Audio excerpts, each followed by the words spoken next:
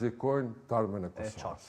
Në anën tjetër, zotri Çuni, neve do të qëndrojmë mende tek zonja Osmani, mirë po për diskutime të tjera. Ju në fillim të fjalës tuaj sot në mesditë përmendet fjalën bashkim me rikthimin e Osmanit, në fakt edhe në tubimin e parë të mbajtur ku rikthye ish presidentja, u quajt tubimi i bashkimit, mirë po në realitet, në opinionin publik duket jo vetëm bashkim, edhe përçarje për brenda lidhjes demokratike të Kosovës. Kur e them këtë, bazohem në disa prej reagimeve të cilat patën oponent të caktuar, refuzime për të qenë pjesë të listës, si dhe dhjetëshja pare listës, e cila më pas u duk se la paknaci tek figurat kyçe të LDK-s. Kur e them këtë, i referohem Bajramit, Hotit dhe të tjerët cilët janë në dhjetëshën e dytë, pra, kam fjalën jo në dhjetëshën e parë.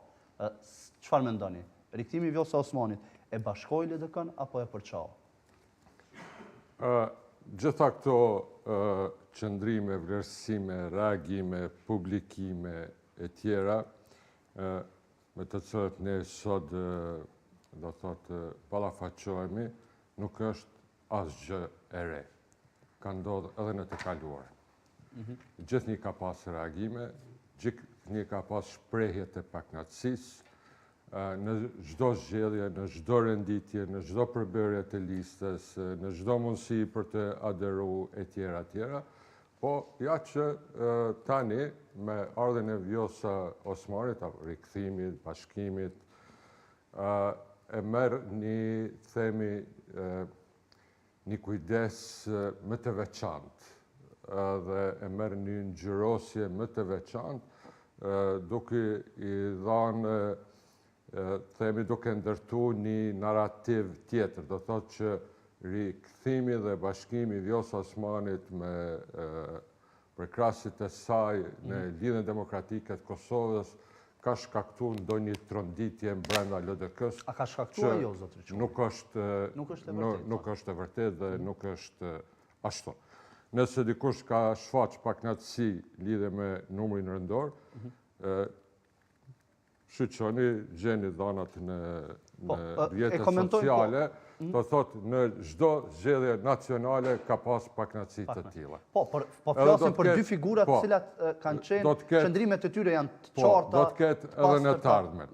Do të ketë edhe në të ardhmen. Zotri Çuni, ndjehet që ju ndërpres. Mirë po, reagimet që patën Hoti dhe Hoti disi ishte më relativ. Ndërkaq zonja Bajrami, reagimi i saj për numrin edhe në një fjali të saj, cila u latë nënkuptoje që do lexoj më pas, vjen nga dy figurat të cilat qartazi kanë dalë dhe kanë thënë se nuk e duan rikthimin e Vjosa Osmanit. Madje ata nuk ishin të pranishëm as në këtë tubimin e bashkimit dhe në të tjera aktivitete ku zonja Osmani ishte pjesë e diskutimit ose kishte të bënte me të. Për të edhe pyes. Blendi, do thotë që nga viti 2010 jem në strukturat ku mirën vendimet. Asnjëherë për cilin do vendim nuk ka ekzistuar pajtimi absolut. Gjithnjë ka pas dikush mendim ndryshe. Tani nëse ka pas mendim ndryshe, pasi që e ka shpreh, por ose është pajtu me shumicën, ose ka qëndru pasiv, ose ka vazhdu me kundërshtu atë vendim i cili është marrë nga shumica. Edhe reagimet, çfarë do qoshin ato, unë i shoh shumë normale. Kështu është natyra e lidhjes demokratike të Kosovës. Do thotë, përderisa ndonjë çështje trajtohet, diskutohet, analizohet, çdo njeri e shpreh mendimin e vet për ndonjë proces deri në momentin e vendimarrjes, ne e shohim normale diverzitetin e vlerësimeve dhe qëndrimeve.